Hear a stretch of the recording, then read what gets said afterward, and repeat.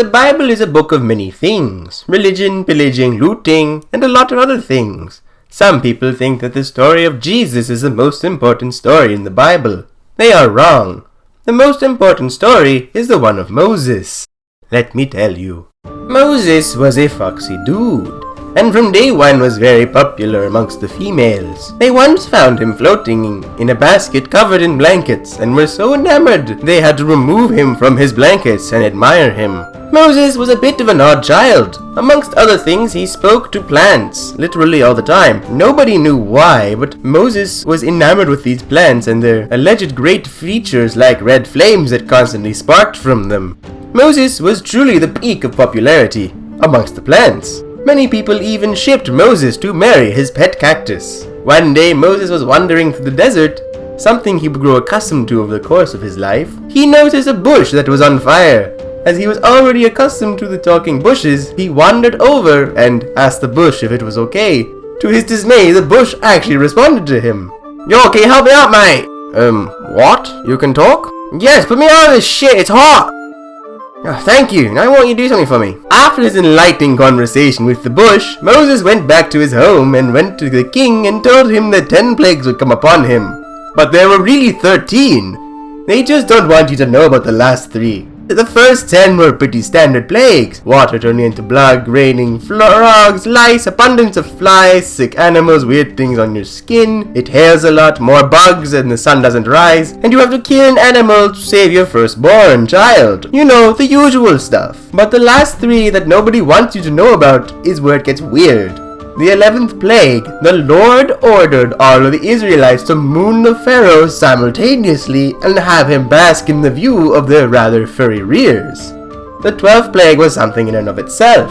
For the 12th plague, all sports fans were required to support their rival team or face death. And in this time, everyone loves sports. It has only been recently where the softness of the artsy morons has taken some grasp on society. The 13th and final plague was so insane that many Egyptians would rather have killed themselves than do it.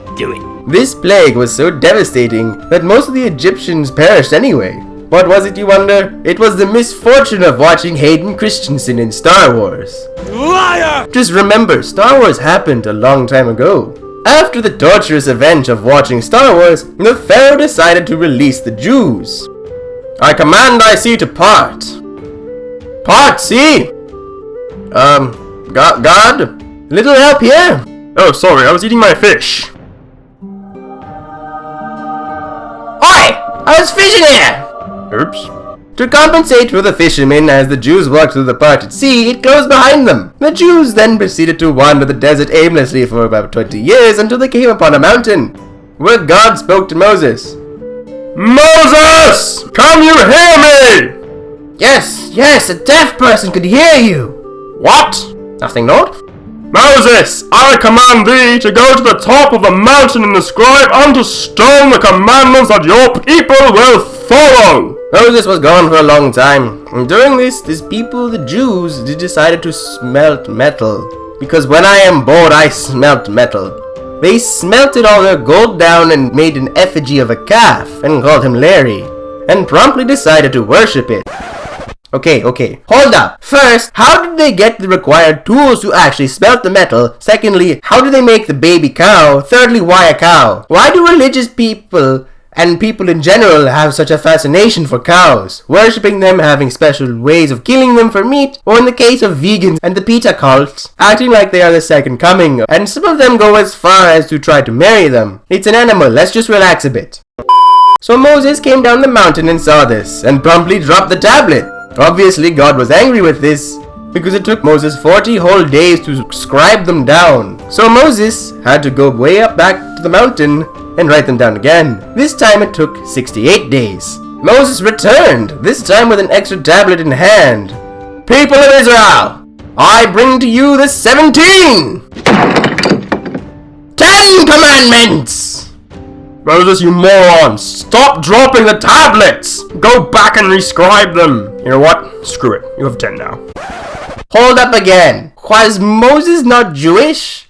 Why does the Torah have 613 commandments, including but not limited to not stealing stealthily, like stealing was bad enough to begin with, and you're supposedly not to do it, but now you're not allowed to do it stealthily, valuing people, or the one that requires you to have a small bowl beside your bed as you sleep, in case you wake up in the middle of the night hungry and have to dip your fingertips in it before you eat. So if the Torah is basically the Old Testament of the Bible, why are there 613 commandments in the Torah and only 10 in the Bible? It makes no sense.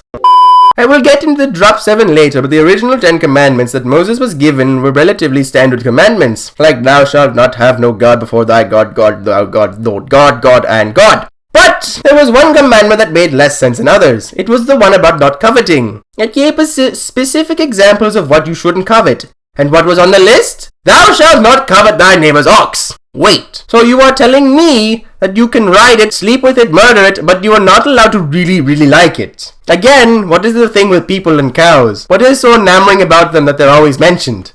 So the remaining 7 commandments were actually pretty random. The first 4 seem to be general things that you just shouldn't do, and the next 3 are a bit weird. Here I will listen for you and you will make do with them what you will. Number 11, never piss in a toaster. Number 12, don't eat barbed wire. 13, don't put your poo in your hair. 14, don't sniff fire. 15, always lean to the right while you are walking. 16, make sure you have the high ground. 17, be offended. Wait, the 17th one seems to be practiced all the time. Damn, those vegans and their cow love. Moses was not allowed into the promised land because God was angry with him for some reason. And that is the end of the story of Moses and his legacy of failure.